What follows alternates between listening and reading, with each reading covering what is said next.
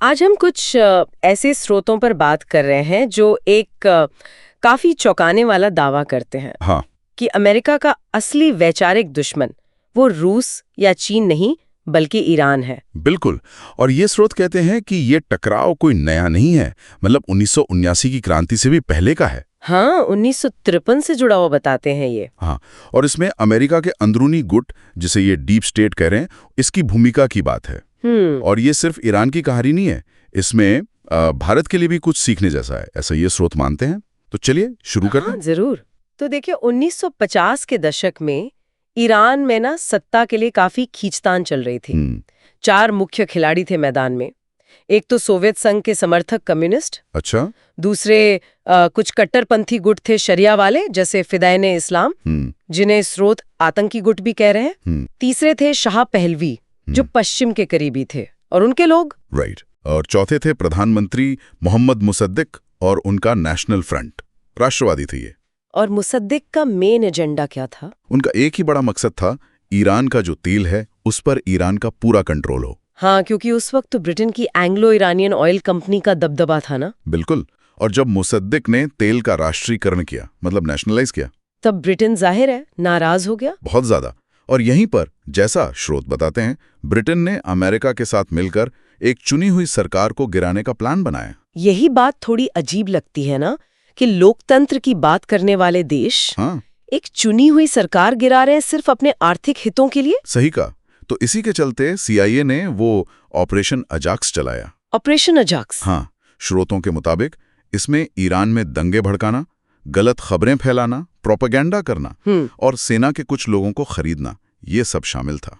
और नतीजा ये हुआ कि अगस्त 1953 में मुसद्दिक की सरकार गिरा दी गई, सत्ता वापस शाह के पास आ गई। और बदले में शाह ने क्या दिया? शाह ने ईरान के तेल का करीब 40% कंट्रोल अमरीकी और ब्रिटिश कंपनियों को सौंप दिया। अच्छा, फिर शाह के दौर में वो श्वेत क्रांति हुई, पश्चिमीकरण हुआ। हाँ बिल्कुल, भूमि सुधार हुए, महिलाओं को वोट का अधिकार मिला, इंडस्ट्रीज लगी। लेकिन स्रोत कहते हैं कि ये सब एक तरह से तेल के सौदे का साइड इफेक्ट था। हाँ, स्रोत यही तर्क देते हैं कि ये ऊपरी बदलाव थे। आम ईरानी जनता का एक बड़ा हिस्सा इन तेज बदलावों से, बढ़ते विदेशी असर से और शाह के तौर तरीकों से खुश नहीं था। और यहीं से फिर आयतुल्ला खुमैनी जैसे नेताओं को जगह मिली। बिल्कुल, इसी असंतोष का फायदा मिला उन्हें। उनकी जो रूढ़िवादी बातें थीं, पश्चिम विरोधी बातें, वो कैसे टेप के जरिए आम लोगों तक पहुंची। टेक्नोलॉजी का इस्तेमाल। हाँ, और खासकर उन लोगों तक जो शाह के आधुनिकीकरण से खुद को अलग थलग महसूस कर रहे थे। और फिर 1979 में क्रांति हुई। हाँ, भारी विरोध हुआ, शाह को देश छोड़ना पड़ा, खुमैनी वापस आए और ईरान पहला देश बना जिसने पश्चिम समर्थित सेक्युलर सरकार को हटाकर एक इस्लामिक थियोक्रेसी, मतलब एक धर्म आधारित शासन बनाया। ये सोचने वाली बात है कि स्रोत कैसे कहते हैं कि अमेरिका ने यहाँ कई चीजें गलत आंकी।